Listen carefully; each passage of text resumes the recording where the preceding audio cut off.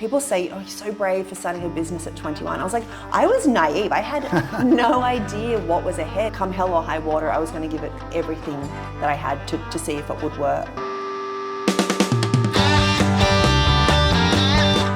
One of the biggest mistakes I made in business was doing all these things that weren't, not only were they not authentic to our consumer, they weren't authentic to me as an individual. You can't fake a feeling.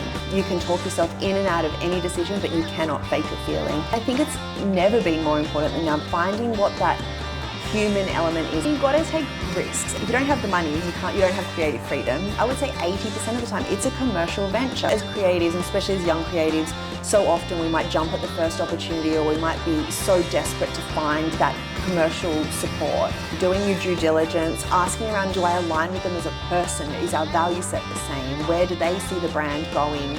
Fear and procrastination only fester when you're not moving. If you can find yourself a way to move and find that momentum, no matter how small, then the fear can't coexist in that moment. Putting it into action while it's still manageable is the thing. How did you beat imposter syndrome? I was like, oh, I didn't beat it. Like, it's right here. Like, it's right beside me. So I'm like, it can feel so personal. Not everyone is going to like what I do, because if everyone does, you're probably not doing it right. Like, you shouldn't be doing something for everyone. The message that I really want people to take away is about having the sense that you can create the opportunities you want, or create the life you want. You have the ability to create something that does not yet exist. When those two kind of click into place, it's almost like an avalanche of possibility.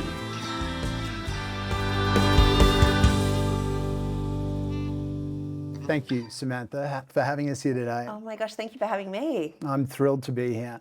I so enjoyed your book, and I'm so excited to unpack your life. And I think there'll be people in the audience who know you through your eponymous jewellery brand, Samantha Wills. But there'll be those that have encountered you through your writing since, including your children's book, which has just been released. But I'd like to go back, if I can, because I want to start at the beginning, which is probably makes sense. Yeah. When you think back to your early days in Port Macquarie, when you were first trying your hand at jewellery making and your store behind the bike shed at school, I love that.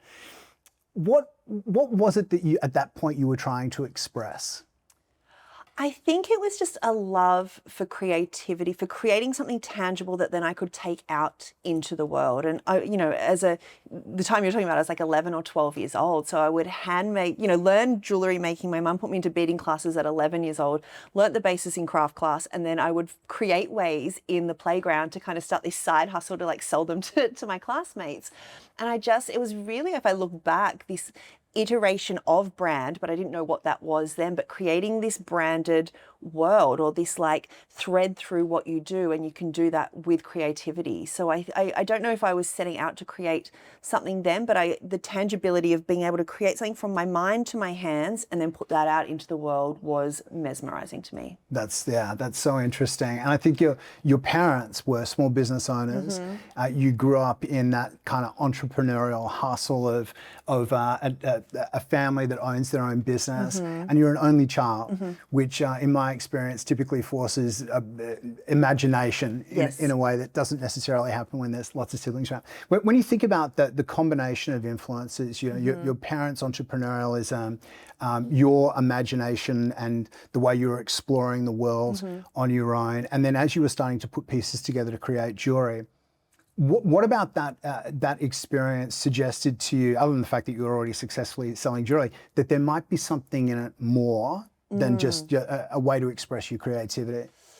To be honest, I think it was more selfishly naive, head down, like I love this so much, so I'm going to pursue it, and there was no other option for me. So especially in the early days when I was starting up, after finishing school, I didn't go to university, I barely finished high school, but when I started hand making the jewellery, and people were kind of coming over, seeing it on the dining table, asking if they could buy it, like there were these little green lights along the way where I think it was more that was reflected to me that it was a possibility. Like I would have sat there and just been like, oh, green lights hitting me in the face, and I'm like, oh no, it's just a hobby.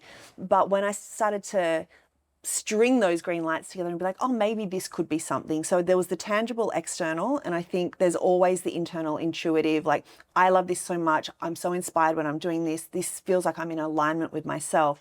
And I think when those two, and I didn't realize this at the time, but when those two kind of click into place, it's almost like an avalanche of possibility. So, but I think if it was just internal, there was something in me, and people say, oh, you're so brave for starting a business at 21. I was like, I was naive. I had no idea what was ahead. If I had of, I think logically, I'm like, I wouldn't have done it because there was so much, on the journey ahead. But there was just something in me that was pointing in that direction, that come hell or high water, I was going to give it everything that I had to see if it would work. So I'm kind of glad I had that naivety back then, because I think once you know too much, it becomes a much more scarier process. 100%. I hear this a lot, actually, from lots of creative entrepreneurs. Right.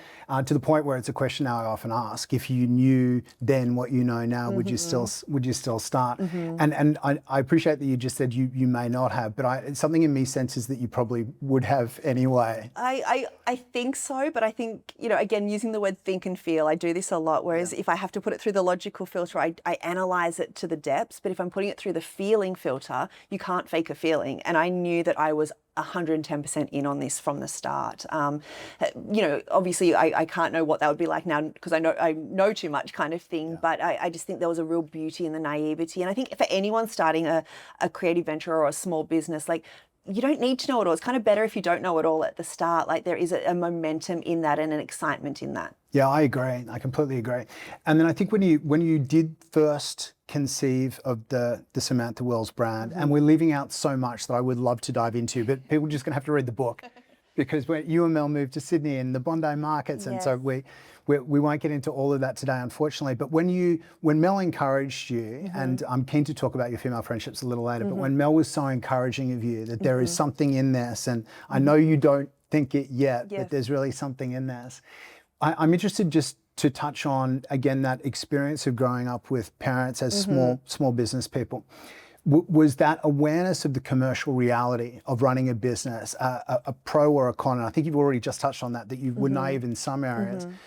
But are there any lessons growing up in that environment with your parents as entrepreneurs that you put into work? Look, and when we say entrepreneurs, like, they're very small businesses in the way they had a lot of small businesses. They had retail shops. My dad had his own sales agency. So kind of, I think the value in that is I saw them taking risks, and I didn't know as a child how to run a P&L or how to run the business, but I think what they afforded me so young, and when we talk about creativity, our mind goes to paints and pottery wheels and the traditional sense of the arts. But when I look back at my childhood, the creative nurturing and the creative freedom that I was afforded from my parents and from my teachers, it became this vehicle that gave me a foundation of self-confidence that I could take a chance on something that I didn't know the outcome of and bring it to life to exist. And I think when I look back at the input my parents had, like, within my childhood bedroom, they're like, whatever you want to do within those four walls, you can creatively, you can paint it, you can move it around, you can design it, as long as it doesn't seep out into the hallway, that area is yours. And I think the creative agency afforded in that set me up to take risks and to take creative pursuit, because it's like, you don't have to know the outcome to take the risk. Yes. That's what they taught me as entrepreneurs, and that is based in creativity. That's a super valuable lesson. In terms of the way that your thinking around the jewellery started to evolve, so at the point where you had your business cards printed, again, a recommendation from a friend, and Samantha Wills was now being associated with a jewellery line. I'm interested because ultimately you did create an entire world around the brand, and we'll talk more about how I think you've done that in a really innovative way. But at that point in time, were you thinking in cinematic terms or in three-dimensional terms about what this brand could be? Or was it really just, hey, it's working, I'm just going to keep doing it and see what happens? I think, this is 2004, 2005 we're talking about. So it really was this golden time before social media kicked off. So I was looking at brands like what Jodie Mears had done with Tiger Lily, and people were building websites and updating them once a year, right? And I remember on Tiger Lily's website, they had this behind the scenes section, which I was like, wow, you can dive into the brand. It wasn't just like, here's the collection, here's what you can, you couldn't even, wasn't e-com then. It was like, here's the collection as a JPEG, you can go find it in a store. And she had this behind the scenes section, and it was kind of like mood boards and her designing. And I was like, the immersion in brand is what I think I loved from the onset, more so than the business side of things. It was like, how do we create this world where, you know, is it a behind the scenes? Is it when you buy this piece of jewelry, there's a hidden message on it? Is it, you know, what are the touch points of that consumer journey that where we can enchant and, you know, eventually I would call it surprise and delight the consumer. But I think very early on, I was very inspired by how do you do that? And this is before digital, so it had to be very tangible how you were doing that. So that was very much my first passion in, and kind of, and that was basic back then as like, okay, everything's olive green. So I was like, even the tablecloth at the markets had to match the business cards, and just think like little things like that. But it was this branded world I was building in a really tangible way. The branded world, and that you were thinking about it even at that stage as a branded world. In terms of the way that you would describe the world that you were trying to create, you were creating, what were you wanting to, women who approached the brand and became part of it, what were you hoping they would feel or experience as a part of being a part of that world? I think in those early days, it was very much this kind of jet set, kind of like, it was very bohemian styling, so lots of layering. So kind of, you know, this is a bit before the Rachel Zoe project, but kind of that, would go on to call it glam armor. So when they would put on their Samantha Wills jewellery, they kind of layering themselves in their armor. It was this ritual for the day. So I think back in those early days, you know, even at the market, so before it was even a real brand, I say, but it was, you know, who do you become when you put this on? How do you feel? Does it empower you? Does it give you this sense of confidence?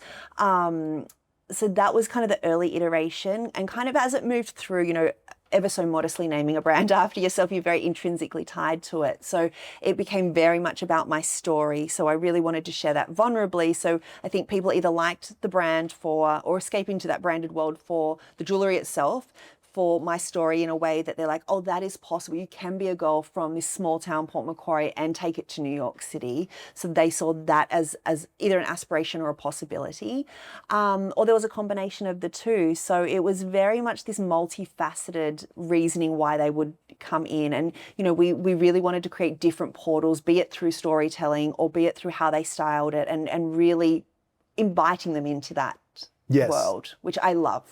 I love to do. And I think that the storytelling element is obviously something that you explored extensively with Samantha Wills, the jewellery line, and it's something you've continued to evolve with your books and your writing, in addition to your advocacy and your speaking work. So on the because you've worked across so many mediums. And you've done, I think this is something that I didn't appreciate until I read the book. You've also consulted to other brands and reimagined the way other brands would evolve and develop with some really successful projects with Icon and Yellow Glen and others, which I think it speaks to a very plastic kind of creativity, a really nimble, agile kind of creativity. And your storytelling, well, I'll ask the question, in terms of the mediums that you work with and you have worked with, if you think about the stories you're telling through your books, your writing, and the stories that you were telling through the brand and all the marketing and communications around the brand, is there a through line? Is there a red thread that represents what you want the world to experience through participating with your art? Oh, that is a great question. I think over time that thread has changed. So I think, you know, in the Samantha Wills jewellery days and the Peacock Lane, Yellow Glen days, it was very much this world of enchantment. It was like, how do you get into this world and discover, like as an example, tangible example of that, I did a collaboration with Yellow Glen, and the neck, the foil that wraps around the neck of a bottle, it had a password under there, which if you found that, so if you were one to peel the foil off, found that password, then you're like, where does this go? So then you go to the website, put the password in, it takes you down this like video magical firefly covered trail, and then there's all this like exclusive content there. So it was for the seekers of the more is more is more. Now when I think about that, the thread line definitely in my work is kind of working with, you know, obviously it's not as tangible, be it design or product now, it's definitely much more storytelling and in that sense. But it's very much the through line of kind of your ambition and where a creative of like where they are and where their ambition wants to be, and you know everything in between that holds you back, be it imposter syndrome, procrastination, fear, all those things. So I really work now in that space. So it's not as tactile, I don't think, but it's definitely, there's still portals. Like with my children's book series, again, I did the password, and then the kids can go on to this secret portal, and there's all these stars that fly out, and just these moments of awe I like to create in the work, because I think we're in this digital age of just, here's another sales email, and here's this, and here's, I'm like, how can we really like bring them on a journey that is like, wow, that's really thoughtful. Oh, wow, I didn't expect that. And I think that's the best thing you can do as a brand, because that's when people are like, I'm going to come back and see what she's doing. It's kind of like the souvenir shop at the end where you're like, that's amazing. What else can I explore here? Yes. And you described the jewelry and some of the intention around the jewelry, around that armor, that kind of decorative armor, which speaks to protection and safety, and now you're speaking to confidence and empowerment and overcoming fear and imposter syndrome. So I agree. I think that's a real red thread. Yeah, I mean, I've never really looked at it that way, but I that's a really beautiful way to put it, because I think with the storytelling in the brand, it was about this, empowering other women and female creatives to, hey, take the chance, or pursue the path that probably is the harder path, but the more creative path. And definitely, I do that now through writing and storytelling. So I'd never looked at it that way. So thank you. That's great. So in terms of, I just want to touch on one more thing in terms of the outer world before we talk a little bit more about your personal journey. In terms of the brand, you mentioned in the book that your first experience or your first realization around the power of brand was when you were taking the labels off your Billabong shorts and sewing them onto Big W shorts, which I thought was fantastic. And you have taken it a lot further than that since then. How would you describe for the audience the way you think about the power of brand now? So for someone who might be in the shoes that you're in back then, looking to establish their mark on the world through a brand of some description, the power of a brand fully realized is something that you've achieved. How would you encourage them to think about brand, say versus marketing or versus product or versus channel? Well, I think you think about the emotive of it. Like, what is the touch point that not only reflects themselves back to the consumer, but invites them in? It has to be not as aspirational that it's so out of reach, but they have to aspire to want to explore further, or, step in deeper to the world and your work. And I think it's never been more important than now, because we're in such a saturated market and this digital market. So finding what that human element is. And I think when you have a brand that is a personal brand, it's obviously much easier, because I think even the biggest brands are trying to humanize, and how are we finding that human connection? So if you do have a personal brand, you're already one step ahead, and kind of going into your internal compass and ensuring that anything that needs to sit alongside that is authentic. Because the moment with a personal brand that you're like, oh, I'm seeing someone else doing this, or, should I be doing this? That emotional connection naturally just fizzles out, because you can't fake this authenticity. You might be able to fake it for a bit, but it doesn't have longevity, right? So I think finding what that emotive piece is, that people are like, oh, they get me, they see me, they are me. And that's finding that piece is the magic. Yes. Just before we leave brand, I think another aspect of your work that is really interesting to me, and I think really relevant to aspiring entrepreneurs in the branded space, is how you have read the cultural zeitgeist for your own brand and for other brands. And there's something about what you've done that sets trends as opposed to follows them, which requires you to kind of see around corners a little bit, over the horizon, whatever cliche we want to use. And that's really tricky. And to me, it's more about intuition than anything else, because you're not reading the tea leaves because that's what everyone else is doing. You're seeing something that is not obvious. In terms of that intuition, and we're going to talk about this a lot later, but just touching on it from a branded perspective, how do you separate out the signal from the noise? Like, how do you know that something that you are perceiving as an opportunity for the brand that you feel will really resonate with your audience is real signal and not kind of the rational brain taking over? I think it's about knowing who your core consumer is first and foremost, because I think as creatives and as brand founders, we can have every desire we want to be like, I want the brand to be sitting in Vogue, and I want the ASP on it to be a $600 whatever. Like, so I think, you know, one of the biggest mistakes I made in business was having this really commercial humming business. And then in one season as the founder and creative director, I was like, oh, you know what, I think we should change this up, and I think we should change this, and doing all these things that weren't, not only were they not authentic to our consumer, they weren't authentic to me as an individual. So trying to, you know, let my imposter syndrome lead that discussion was dire. So I think, you know, finding out not who we think our consumer is or who we want our consumer to be, but who are they actually, is very valuable. Because at the end of the day, we can want and hope all we wish, but you take your product or your service to market, and the market will tell you who your consumer is if you're listening, right? So I think in the end, not in the end, once I worked out who that was, I was designing for her with something that I would wear. So it's not handing the reins over entirely, but it's, you know, it's kind of, and I talk about the intersection of commerciality and creativity. And if you want to be a commercial creative, meaning you're not this art purist who's like, it's all about the art and the couture, which is nothing wrong with that, but you need to decide where you sit on this scale. Then there's the hardcore commercial who's probably working for a, you know, a Kmart or a Target, where you're like, how can we just pump as much stuff out and sell this for as cheap as possible? So I kind of sit in the middle of that, and I almost work backwards.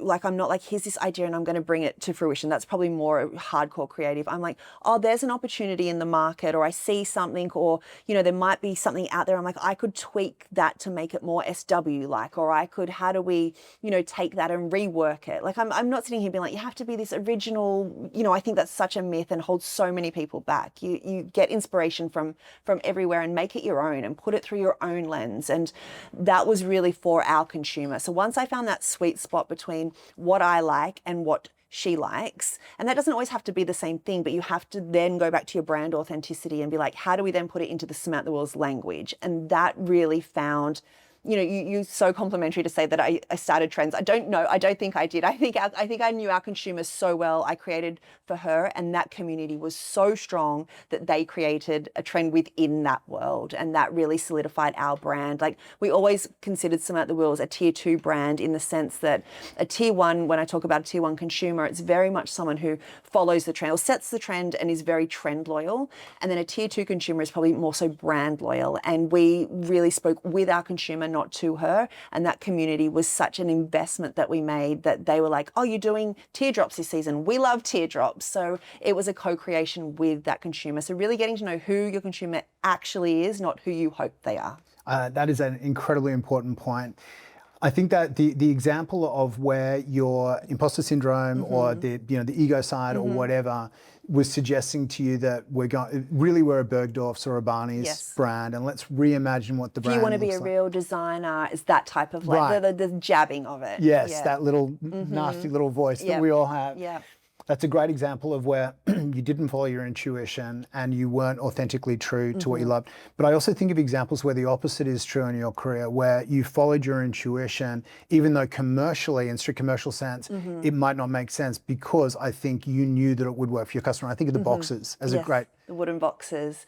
Yeah, it's I mean, you've got to take risks. It's so hard in creative business, because you can't do anything if you don't have the money, you don't have creative freedom, and then you've kind of got to find that line. So there are moments where you can have these big creative bursts, but then there's, you know, I would say 80% of the time it's a commercial venture. Like, you have to be like, you know, David Jones would give us a matrix, and we need X amount of earrings at this price, and we need this, and so you know, there has to be, if you want to make money and you want to be known as a commercial creative, you do have to meld those two together. But you do need to allow moments too for the brand to really, you know, have these big moments. And for us, the boxes was a huge payoff, but that was, you know, a big risk. And, you know, to import wooden boxes from India, pack them in Australia, and then ship them around the world you'd say that's a really dumb business. My business partner was like, what the fuck are we doing? This is so ridiculous.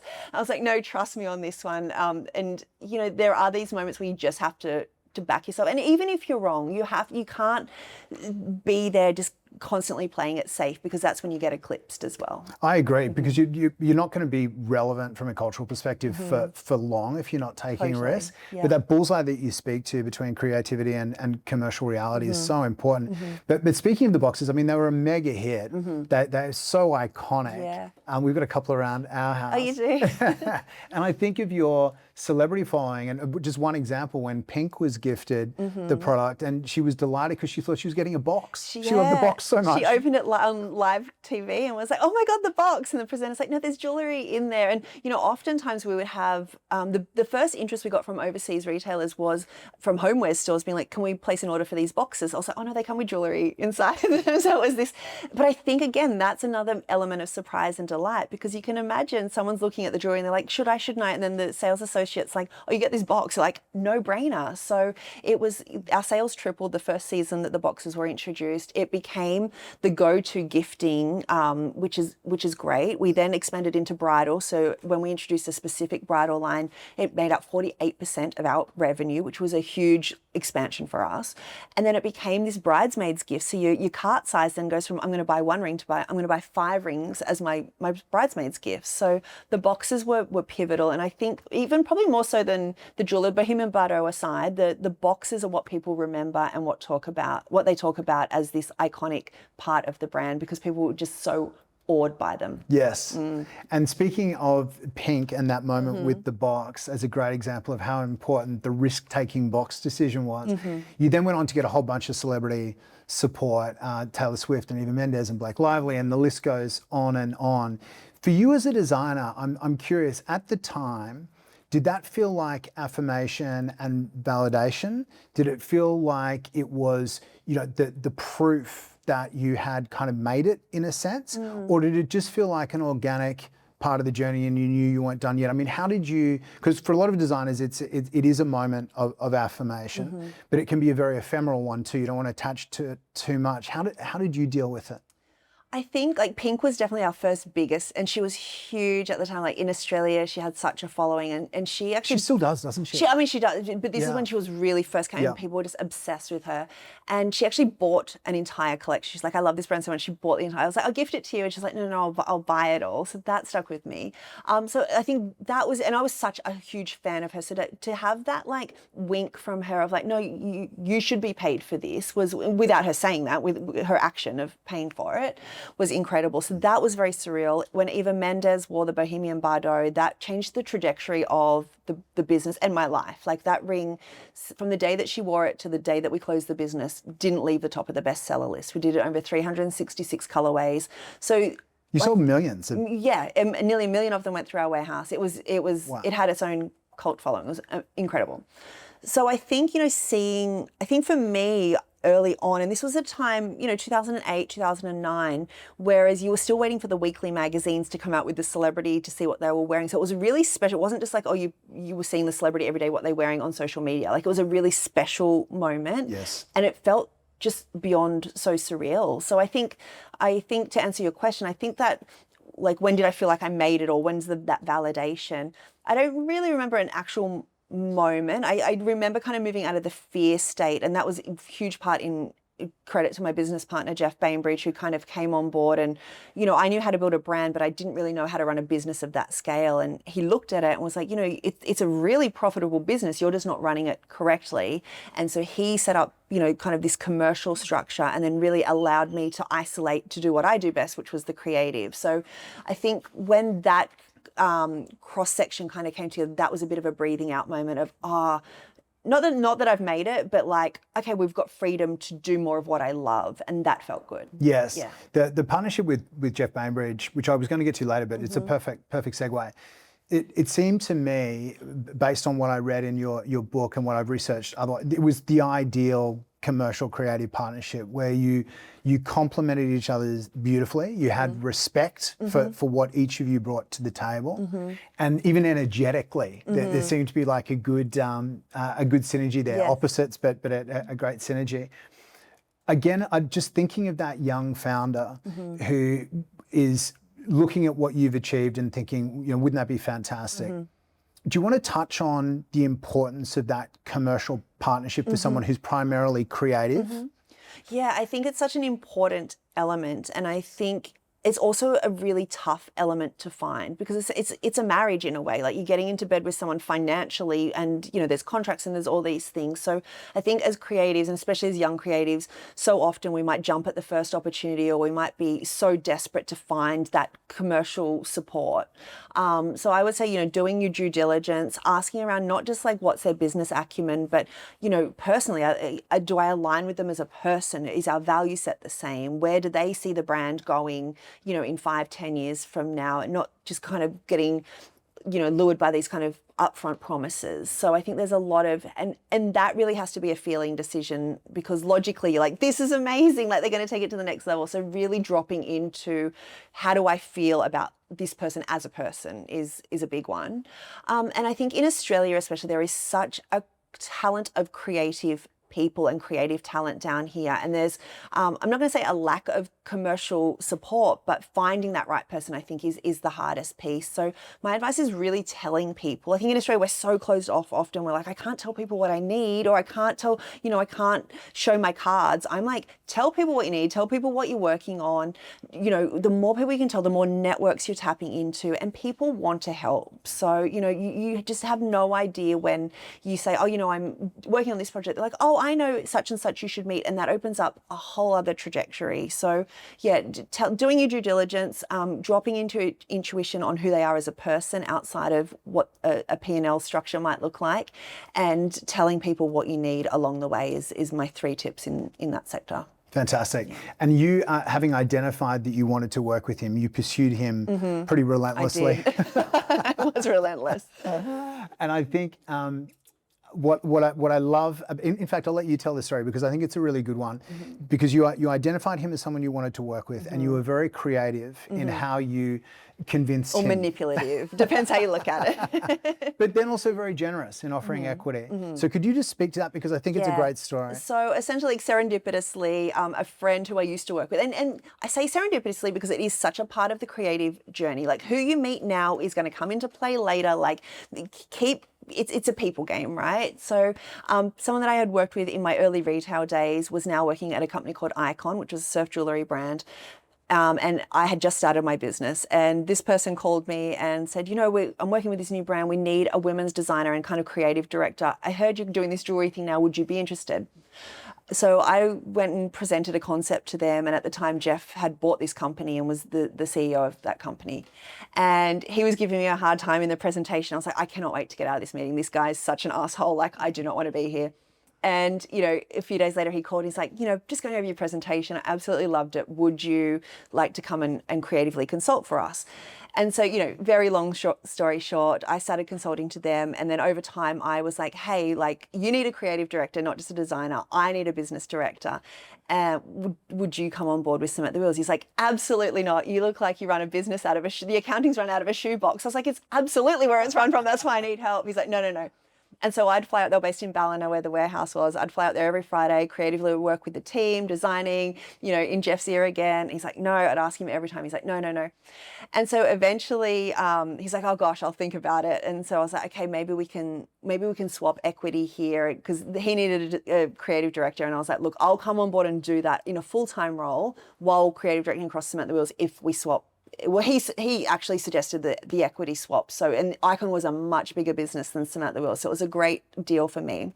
And then eventually, worked my way where I was like, he couldn't run that the creative side of that business without me. And so it was really a hard pursuit on proving myself that this is a good idea, which was kind of my first mergers and acquisitions example. And I did it with creativity and color and turquoise. So I love that. There are so many more questions I want to ask you about that period, about the business, but I just encourage everyone to go and buy the book. It's a great read. There's so much more in there.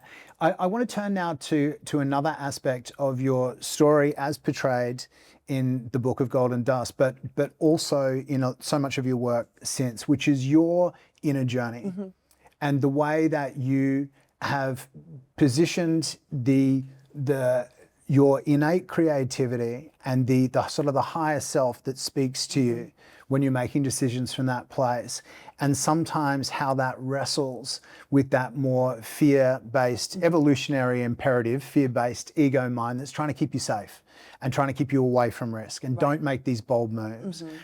And how ultimately you have resolved that at various points is a great part of your story. But I'm interested, how does that show up for you today? Having everything behind you as portrayed with the book, how does it show up for you today?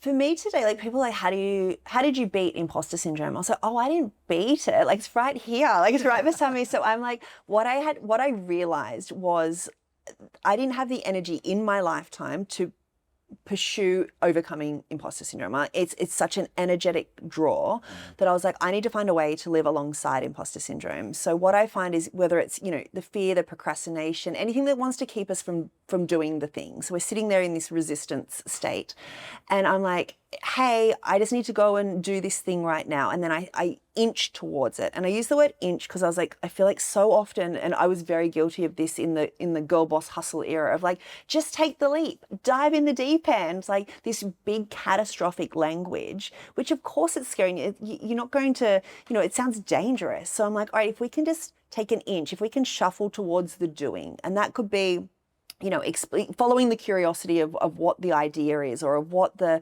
pursuit that's burning in us that wants to come forward. If we can inch towards that and just start to move, I find that imposter syndrome and fear and all these things that just want to keep us in this safe, stagnant position start to quieten down. They'll be back, but they start to quieten down. And so that's what I've really tried to do, because I'm like, I can't sit here and talk to you imposter syndrome all day because I've got things I want to do, but I'll be back later. And I treat it like a person. In my book, I gave it its own character because I'm like, this cannot be how I live my life. And I really think about the concept of a fated outcome and a destined outcome. So when we talk about our fate and our destiny, and a fated outcome is if we stay in this conversation with imposter syndrome and fear and sit on this comfy couch for life, life will happen around us or happen to us and we're like, it's a fated outcome. If we take that inch and that shuffle towards that idea or that pursuit or what is like, trying to come through us, then we start to create these destined opportunities. So when people say, oh, she was destined for that, you're like, oh, she was destined because she started to move. And think about the trajectory of all these opportunities that are floating around in the ether. We just need to be on that trajectory for the preparation to collide with the opportunity. And if we just sit here, all these things are still going to happen with or without you. And so when I think about fear and the role that it plays now, I'm like, I refuse to let you run the show. So I'm like, I see you, I hear you, I'll be back tonight, but I'm going to go do this today. That's how you think about it today. I wonder how earlier in your career, in the early days of Samantha Wills Jewellery, how it was showing up then, and specifically I'm interested in understanding, because you had an incredible work ethic, like the 20-hour days, the bleeding hands, the bandages from making jewelry. So glamorous. I was reading it and just going, oh my goodness, like incredible work ethic. So that hustle thing, what you were speaking to before, was very real, and you were living it. How was it showing up back then, and did you have the same wisdom in terms of understanding it back then, or did you just sort of bust through and work your way through it? I think in those days it probably showed up again. I was working retail and then I was making jewellery as the hobby. And then, people like, can I buy this? Would you bring all this jewellery over to my house? I'll invite friends over, and this kind of organic party plan happened. Then I launched at Bondi Markets, then Fashion Week happened, then the trajectory of that. But for the longest time, like if I was to tell that story longer and add more words in, I'd be like, oh, it's just a hobby. And they'd be like, would you bring this jewellery over to sell it? Oh, it's not, do you want to buy it? It's not really for sale. Like, so I think the fear showed up in the sense of, I can't put myself out. I can't treat this as a serious brand. This is just a side. This is a hobby. And so I treated it that way. So when I really, and I don't think it was a conscious decision, it was more the synchronicities of, these opportunities that I was like, yeah, I'll give that a go. And it started to build. That's when I started to be like, oh, this isn't a hobby, and I won't treat it like that, and I won't be spoken to like that. So that's where I started to get really serious around it. So I think in those early days, and fear and procrastination only fester when you're not moving. Like we don't have the capacity of the human mind to think about the moving task and then the fear around it. Like it's one or the other. So I think, if you can find yourself a way to move and find that momentum, no matter how small, then the fear can't coexist in that moment. And that's all we need is moment to moment. We don't need to be like, and when I talk about idea, I call it composting, which is such a terrible word. I think about this when I have an idea. So I think about the seed of an idea arriving to me. And first my process is like, is this idea for me or is it for someone else? If it's for me, it will show up because it keeps kind of coming to me. I get a bit excited about it. I'm curious about it. So I kind of go through this process. If it's not for me, I pop it in my back pocket because I'm like, it's for a client or it's going to be someone I have a conversation with. But if it's for me, I'm like, okay, it's coming to me in the shower, it's coming to me when I drive, it keeps playing out. So I'm curious about it. So then I start to make small moves. I might put a Canva doc together and start to flesh out what it might be. Or I might register the domain name, or I might just start to write, like taking it out of my mind into the tangible. Because I find if I don't do that, this energy starts to attract more ideas, and soon this seed becomes this snowball of an avalanche of becoming way too big to start, way too overwhelming, and you know, so kind of putting it into action while it's still manageable is the thing. And I think that's the thing with the fear and the procrastination. Like you just need these tiny little moments to keep it moving. Otherwise it's going to sit there and get this procrastination residue on it. So I want to emphasize the small movements. It doesn't have to be this, you know, jump off the cliff moment, but I would used to have said that. So I think now it's like, how can you just shuffle? Let's shuffle towards the idea. Let's get curious about it. And what does that mean to the individual? That is such great advice. The procrastination residue is a wonderful metaphor. Mm-hmm. And it gets thicker and thicker. I'm loving that. Can you give us, to make it even more concrete for the audience and those who are in the early days of their own business or perhaps about to start one, can you think about an example, specific example that would illustrate when you made a decision that was truly intuitive mm-hmm. and felt right as you put it through that filter and you started, mm-hmm. or perhaps the opposite, mm-hmm. one where you tried to do too much at once. You let it build up, and then you started with something that felt overwhelming. Is there an example that you could? I mean, I think I have so many examples today where I've just let it, you know, in my mind, and they're just ideas that never see the light of day. And I think, you know, as a creative, I call it the mausoleum of maybes, where it's just like, oh, we just protect this idea of nothingness, and then it ends up on a tombstone. You're like, oh, that's not the point of it. And, you know, Elizabeth Gilbert talks about this a lot. If you don't bring the idea to life, it will, you know, come through someone else. And that's why we see people be like, oh, I had that idea 10 years ago. So it is this energetic, and the same with intuition. It's an energetic alignment where you're like, I just know. I don't know what, or I don't know how, but I just know. And I think that pursuit has been very much in those early days of, and also just seeing what works. Like it doesn't have to be, you don't need to know that it's going to be this huge success. You've got to hold the vision of where you want it to go tightly, but be malleable with how you get to that. And I think that's the intuitive, because you're not really sure how to get there, but you know, I know what I want it to feel like.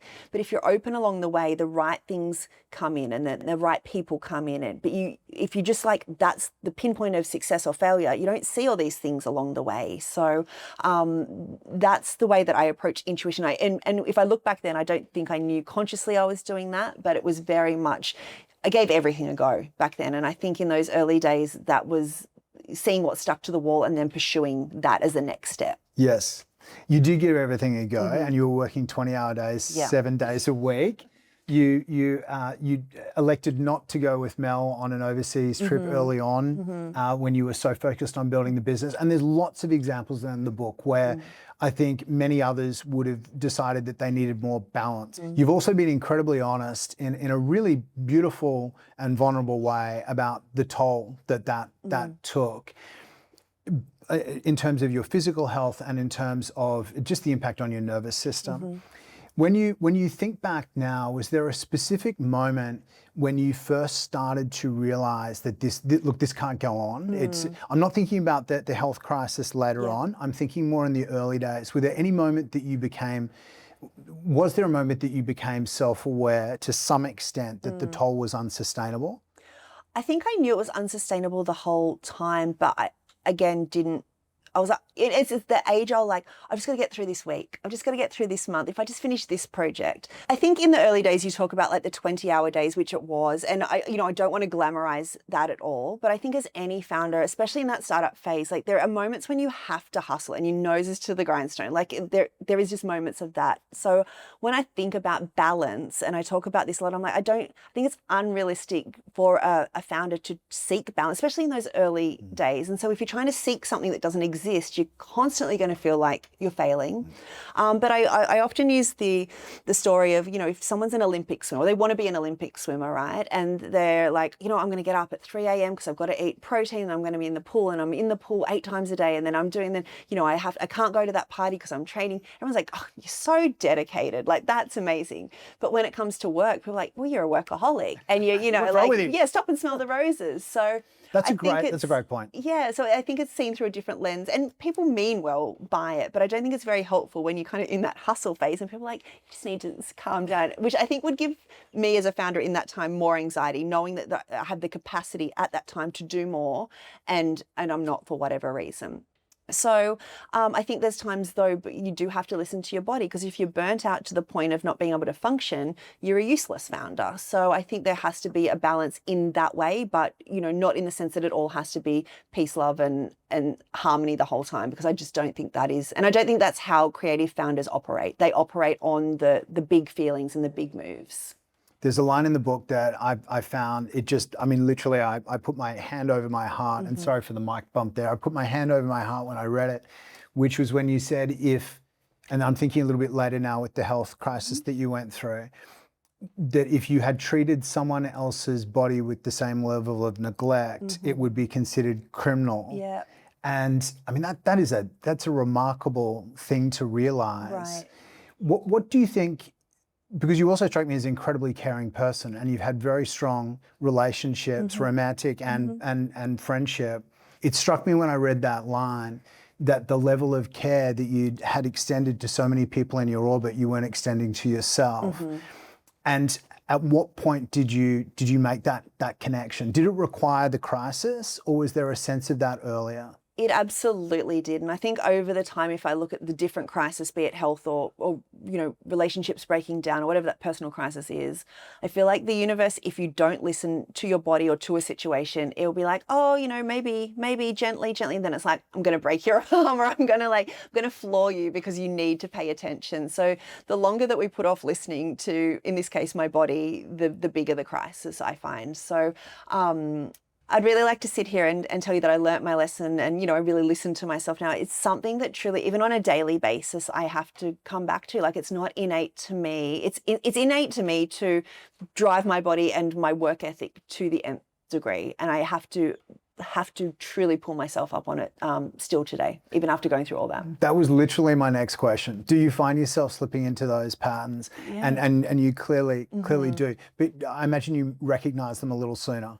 I definitely recognize them a little sooner, and I also recognize that the world is not going to fall apart if I take some time off to address it or to stop it sooner. I think back then everything was just so urgently important, and it's really not. And I think, even post-COVID, I think that has been shown a lot more, where the world, it's so catastrophic in the moment, but then you're like, oh no, things keep going. And that's something that I've really had to learn, because I would put such urgency on everything back then, and it just was a fast path to burnout. Yes. I'd like to turn now to your spiritual life. And you grew up in a traditional Pentecostal Christian family, quite a strict Christian school, at least before you moved your schools. And then over the course of the book, you shared the astrologer that you consulted here in Australia, the medium in New York, and then at your friend's urging, the traditional therapy path that you also explored. And I'm really interested, having come from such an orthodox, structured background, you speak often in the book to that sense of being guided, that the intuition that we've touched on already, and where that's coming from. And I guess this is for my own personal interest as much as anything else, because I think I've had a similar journey. Where do you sit on all of that now? I mean, growing up in a Pentecostal childhood and a Christian school, it was so all-encompassing. So I really didn't know a world outside of that. when I begged my parents and they let me go to a public school, the whole world opened up for me in the most incredible way. So I think back now, and even as a child in church, it didn't sit right with me, but I didn't know anything else. And I think that's a really interesting thing where you're like, even my intuition then was like, this isn't right for you, but I didn't, and I definitely wasn't allowed to know anything else, pursue anything else. So I think, into my early 20s when I really started, living on my own. Mel and I were living in Sydney and I was doing the business. There was such a great desire in me to pursue more, astrology and look at, we'd often, Mel and I would use the universe, and the universe gave us a sign, and this, just off the cuff kind of thing. And I think it was a lot of unraveling that had to be done, because that was always taught in those formative years that any other God outside of that is of the devil, essentially, like very, wrong. So I think undoing something that was so innate to me that I wanted to pursue, but felt bad for doing it. So having to unravel those ties. And then I think throughout, I really started to see the creative process as, I'm not going to say my religion, because I think, the spirituality of that process is, it is my meditation. When I'm creating, I feel like I'm in alignment with a higher power. So that really started to come into play for me where, it's not my spiritual world and my creative world. That's one in the same. And I think that's a practice still today that I'm, very, very much an advocate for. But in the book, I say the line, everyone prays in the end, but that was very much around, you can pray to an entity that's not a God in the clouds. And I think it was, even the word prayer to me for the longest time was so tied to religion. And I don't see that anymore. I'm very much of the, there is a higher power, whatever that is to the individual. And that is spirituality. And that's what I think, without getting into a religious conversation, that's what I think it should be in religion as well. It shouldn't be this fear-based or, these strict, stringent, if you don't do this, you're not going to go here. Like it should be this place of love and support and feeling supported. And so that's really my spiritual world now. And that is definitely anchored in my creativity. Fantastic. The thing that I can absolutely relate to in everything you just said is that notion that we can have an unmediated experience of the divine or source or the universe or whatever. We don't need a priest or a church or a religious order of any description to sit between us. Right.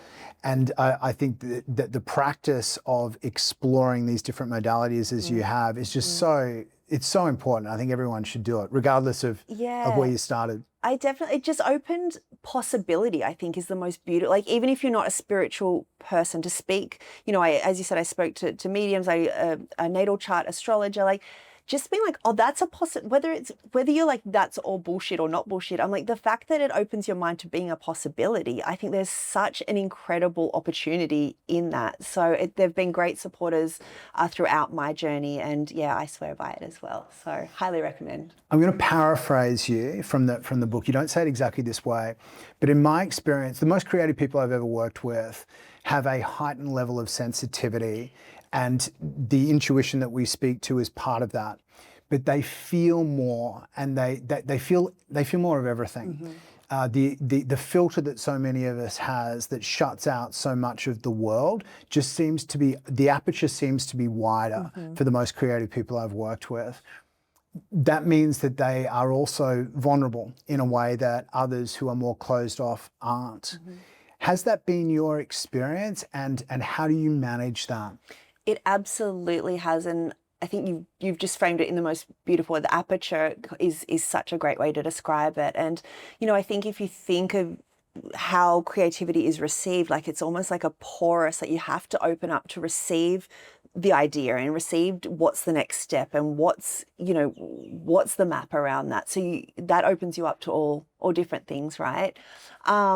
How do I manage it now? I think it's definitely an ongoing thing. Like, I find physically things loud. Like, if I'm, I'd say I'm an extroverted introvert, because everyone thinks I'm an extrovert because I've had this kind of public facing career, but I'm like, I actually think I'm much more introverted, and, I can go to these social events and then I need to, like, sleep for 24 hours. Like, it really drains you. So I don't know if that's in alignment with that, but everything's just, I think so too. And I think everything's just more heightened because it is an energetic exchange. So I don't know. I think if I'm tired, I'm not as creative. So I really, if we talk about self-care in that way, I notice that if, just go and take yourself for a nap and come back and you kind of get new level of information. But I definitely think that porous aperture framework is the best way to think about it. And I think really with creatives, especially new creatives coming up, it can feel so personal. So if you think of yourself as an open porous and then it's like someone doesn't like it or someone doesn't like what you do, like it's so crippling. So separating and coming to I think the statement at the start, like not everyone is going to like what I do, because if everyone does, you're probably not doing it right. Like you shouldn't be doing something for everyone. You have to have a point of view, and the lens through which you build your work is not going to be for everyone, and it shouldn't be. And I think so often when people say, oh, how do you deal with negativity or whatever on social media, it's like, it is what it, like, it's not a person, they don't know you personally. It's completely like, it's not for them. It's like, all right, kind of moving on. So really taking that approach of not getting too deep into the downside of it, but thinking of how do we close the pedals over and rest a bit when the world is feeling really loud. So I find that a lot for me, and I feel like a nap solves a lot of my problems, or brings the next creative solution that I'm like, cause if I'm struggling, I'm writing, I'm like, everything's blurred on the screen because I'm so tired. I'm like, what is the answer I'm looking for? And then it comes the next morning, it'll come overnight. So really like treating yourself as an energetic being and seeing where your battery level is great for your creativity. I want to touch on now the scaffolding of support that you speak to in the book, in particular your female friends. And I'm thinking of Mel, Freya, and Caroline especially.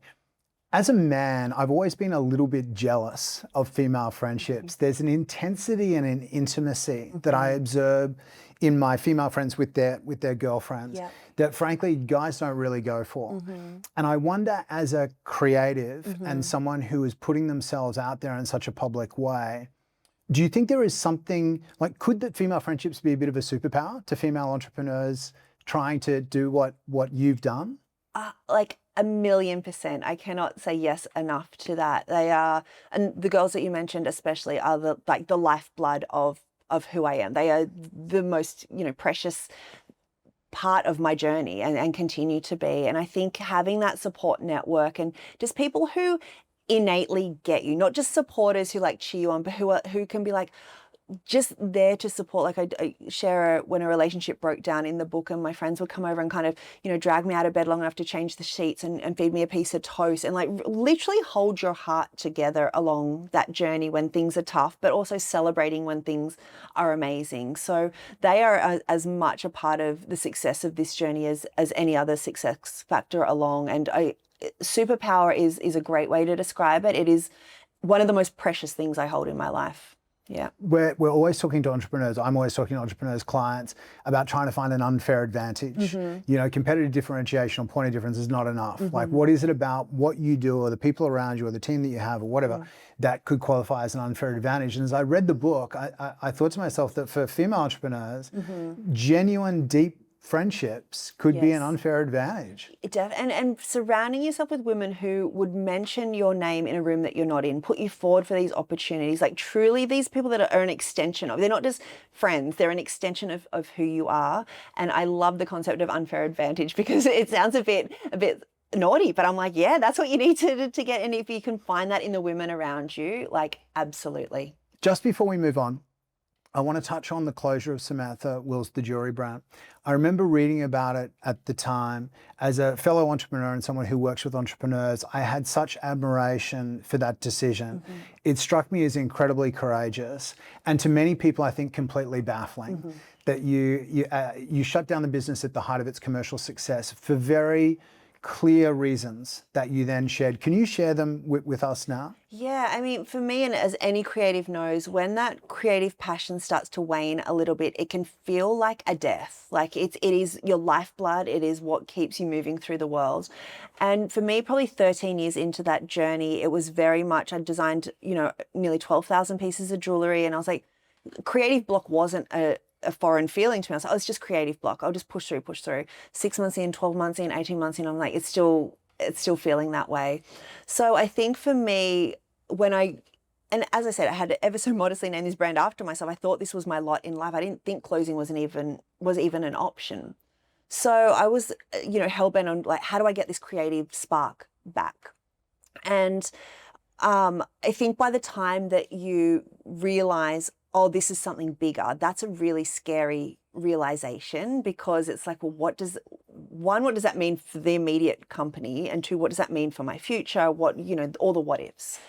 And I think for me, the option to sell, meaning sell my name, and the anxiety that I know I would have felt if the brand had been out there with my name on it and I didn't have that control, or if people didn't know I was no longer involved and they're like, oh, that's weird, Samantha's doing this with it now. Like, I would not sleep at night. So it just wasn't an option that I wanted to hand my name over. I wanted to inherit, the equity of the brand and the database, because I knew I had a second chapter in me. I didn't know what that was yet, but I knew I wanted to do that under my own brand. And I think about legacy in this decision, because it's about, if as the creative founder of the brand, my health was not great, the brand's health then by osmosis wouldn't be great. And then you just start to dwindle this thing. It's just a cash cow at that point. Because if you take the brand and the passion for what built this brand and business, I'm not just saying me, but everyone that contributed to that. And if I'm leading that and you take that out of it, it just becomes this shell of product. And I'm like, that's a quick fire way to ruin a brand and to ruin a legacy. And I think we've done that with the people in the business that I was so fortunate to work alongside, the community that brand had built. Like, I didn't want to do wrong by them by running this thing into the ground. And, I think about the example with Friends, the TV show, that was on a high as well. And the way that they explain it, like, we wanted to honor that by going out on a high. And so really it's about legacy. And I remember being at an American Express event. I was talking on a panel just after making the announcement, and this guy kind of stood up this older guy, and he's like, you talk about legacy, but wouldn't it be about, handing that over to someone and, seeing that legacy? And he was talking about it in the lineage of legacy. And I was like, no, this is about honoring that. To me, that is like, it would just have disintegrated into actual dust on the ground. So it's like, this was a brand that was built on passion. It was passionate about community and people, and we needed to honor that. Almost in the closure was the honoring. Yes. Yeah. And that the moment, the crossroads at the Omega Institute in upstate New York, where you were doing a retreat. Yes. The literal and metaphorical, as you put it, crossroads, where you made that decision. You then sat with it for a little while, and there's something that you say in the book that I'd love you to expand on. You said, I sat with it as if it was done. And I asked myself, how do I feel about that? Can you expand on that a little bit? Well, I mean, making the decision, it was probably the most divine experience of my life. So as you said, I went up to Omega, and my thought process was, I need to get my creativity back here. I've got a week. Let's get these done. Doesn't sound like you. Totally. Who's got the time? So, and where the dining hall was and where my cabin was, I received an email walking from one point to another point. And it was from my business partner, Jeff. And the title of the email was "The Business is at a Crossroads." And essentially he was acknowledging very graciously as a business partner, hey, I know creatively you're struggling a bit at the moment, whatever you want to do, but you need to make this decision. We'll build the business around the next phase for you, whatever you want that to be. And so, graciously kind of like, you've got our support, but you need to make this decision. So I was reading the email, businesses at a crossroads. I looked up, I'm standing at a literal fork in the road, like a literal crossroads. And the road to the left was this, cement path kind of around the campus with these strong trees. That was the logical path to take. The road to the right was more this bark chip kind of path that curled around. You couldn't even really see where it went. We went through a veggie patch and a rose garden, and definitely the more creative, but like, I don't know where that leads kind of path to take. And standing at that crossroads, I felt a voice, and I say felt purposefully because I felt this voice just say, it's time to close. And it was as calm and as monotone as that. And I put my hand on my heart and I looked around, and there was absolutely not another soul standing near me. And it was truly a divine experience. If there was ever a God that I didn't believe in, I was like, something just whispered that in my ear. And obviously it's a much bigger decision than just myself. We had a team of 50 in Australia. We had, all these operations. So I went back to my cabin and I'm like, I just need to sit with this. I didn't tell a soul that I'd made the decision. And every morning, as you said, I woke up and I was like, okay, pretend you don't have a company anymore. What does that feel like? And I say feel because if I had said, what do you think about that? And run it through my logic filter in my mind, there's no logical reason to close a business that's profitable, in growth, the brand's healthy, all these things. But feeling wise, it felt like the right thing to do. And I often say, you can't fake a feeling. You can talk yourself in and out of any decision, but you cannot fake a feeling. And that was the process I went through to make, without a doubt, the biggest decision of my life. Yes. That can't fake a feeling thing, I think, is truly profound, because you've just articulated in a few words that very long conversation that we could have around signal versus noise, intuition versus the rational ego mind, Right. but you can't fake a feeling. You can want to try and fake it, and I think again, to the creative and that open porous aperture, like, you can't live inauthentically if you truly want to live in your creativity. So faking a feeling within that just is not. It might work for a little bit, but the first storm or the first distraction or the first whatever, it's going to wash it away, and you just won't be able to stay in it. So yeah, the feeling filter is, and don't get me wrong, I'm not saying like, let's all go to our how to make feelings, or like, there are times to use the logic and there's times to use the feeling, and there's times when they need to cross over. But I think as a society, we're so like, unless you can P&L it, unless you can black and white, unless you can tangibly yes and no it, then it's not real. And I think when we talk about intuition, and we all know what intuition is, but I think we've strayed so far from it because it's been beat out of us that it has to be this tangible thing, which is the logic filter. But when you go to the feeling filter, you cannot fake that feeling. Yeah, I agree. And I think this is another unfair advantage, actually. It's a great unfair advantage, and I think everyone should use the unfair advantage because it is about knowing how your body communicates with you. Like, it's learning this fluent language that your body is consistently telling you, be it like how you get goosebumps, like when do you get chills up your spine, like learning how it's communicating is the unfair advantage, because not many people tap into it. No, nowhere near enough. This is extraordinary, because I'm just having this conversation with a prior guest who is a intuitive, and her point was exactly yours. It's available to all of us, and I don't understand why everyone doesn't take advantage of it. And so therefore, if you do have an unfair advantage. You do, and I think it can. People are like, but how do you get to it, or how do you? And I think there's this, as I said at the start, like, there's this internal world that we live, and then there's these external happenings, these synchronicities, these moments you're at a crossroads on your, in your mind, the business at a crossroads. It's on your phone. You're standing at, like, there's these moments when if we're listening to that internal, and we voice, might not say it out loud, but we voice, like, what do I need to know right now?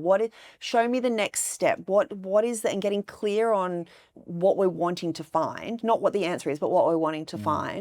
If we're paying attention to what's unfolding around us, you'd be very surprised that the answer is constantly coming at you, and very, very clearly. I think just so often we don't trust that, and we take it to the group and be like, this synchronicity happened, and you want everyone to kind of acknowledge that, but it's not this conference call. It's a personal thing that only you can sit in that knowing of, and that is the decision-making process. It's a very quiet knowing. It is. And you can't describe, like, if someone's like, well, what's your findings on it, or what's the logic? You can honestly say there is none. And you have to sit in that knowing of trusting that, because you just innately know. That was your answer to the Amex question, wasn't it, at the Amex conference, when he said, I don't understand, this is not rational. It's not rational. I'm like, it's not, you're right, it's not rational. He just answered it. You nailed it. Yeah. He was talking about legacy in a different form than I was talking about it. But yeah, in the end, he kind of softened. He's like, oh, okay, yeah, I see what you're saying now. I love that. Yeah. I love that moment when he softened. And, yeah. Samantha, let's turn to what you're doing now. You're writing. I recall an anecdote in the book, Tom Waits, speaking about his writing as making jewellery for the inside of the mind, which is a beautiful segue to exactly what you're doing now. When I think about the Marigold series, the children's books, and you speak to the fact that you can't spell smart without art, I wonder, are you writing this for the girl you were? I absolutely am writing it for little me. And I think, growing up, more traditional academic subjects didn't come easy to me, maths and science, but I felt right at home in creativity. But because as a society we put, intelligence and being smart against more traditional academics, I didn't feel smart. And so what I wanted to write was this series that for kids who might feel the same way, to show them that there is value in your ideas, there is value in intelligence in your creativity, and there is, a vocational path should you wish. It doesn't just have to be a hobby. It can, so in the book she's surrounded by these creative women, and her auntie's a creative entrepreneur, and, showing kids that creativity is its own form of intelligence, and creative problem solving is how we impact community and how we impact the world. So that is the basis of the Marigold series, and it's definitely written for little me, but since she's been out, we've just released the second book in the series, and since it's been out in the world, just the response from parents where they're like, my child sees herself in Marigold, or my child now calls herself smart because she sees that Marigold is smart in creativity, which is just so heartwarming. It swells my heart up so much to get that feedback. So it's been amazing. That's beautiful. Yeah. It strikes me that in the same way you've been empowering women for your entire career with the jewellery that they could use as sartorial armour, with the Of Gold and Dust, which is, I know, on the desk of thousands of aspiring entrepreneurs. I'm actually, and do you know what? I need to say this because I called my daughter after reading it. And she's about to start university, and I'm like, you have to read this book. Aww. Like, don't make any big career decisions until you've. Oh my gosh, the pressure! Because I think it is something that all aspiring entrepreneurs and yes, young female entrepreneurs, I think will get a lot out of it. Yeah. But I mean, I got tons out of it. I was laughing and crying in the plane when I was reading. Sobbing in the back. I know. It's so. The red thread here to me is a sense of generosity of spirit on your part, that you really want your audience to feel the confidence and the empowerment that you've found through creative self-expression. And it strikes me that you're not done yet. And I do know there's things in the pipeline that we're not allowed to talk about. We're not allowed to talk about them. Is there anything, though, that you can share in terms of other ways that people can catch up with what you're doing or interact with your work? Yeah, definitely. I mean, SamanthaWills.com is kind of the home for all my creative ventures. But I think, the message that I really want people to take away, and it's not about creativity, as I said before, in the arts. It's about having the sense that you can create the opportunities you want or create the life you want. So even if you aren't a founder or a business person, like, I really hope that sticks through my work, that it's like you have the ability to create something that does not yet exist. And that is the basis that I think creativity affords us. So whether it's through the Marigold series or through, Of Gold and Dust and the work there, but that is the thread definitely through a lot of my work. And yeah, it's all at SamanthaWills.com or on Instagram at SamanthaWills. Fantastic. But before I let you go, because I think the way, I'm so glad that you reframed creativity as applicable to all areas of life. It is an innate superpower. You've talked us through how through training the intuition, you can potentially develop an unfair advantage around that. And that there is something that is just true to the soul when we are expressing ourselves creatively in whatever form. And you're a living embodiment of that. And I just want to thank you so much for your time. Thank you. And thank you for facilitating these types of conversations. I know that the podcast is about creativity. And I think the more that we can talk about this, and you're doing such a stellar job, and it's such an honor to be on your show. So thank you so much. That's gorgeous. Thank you. Thank you.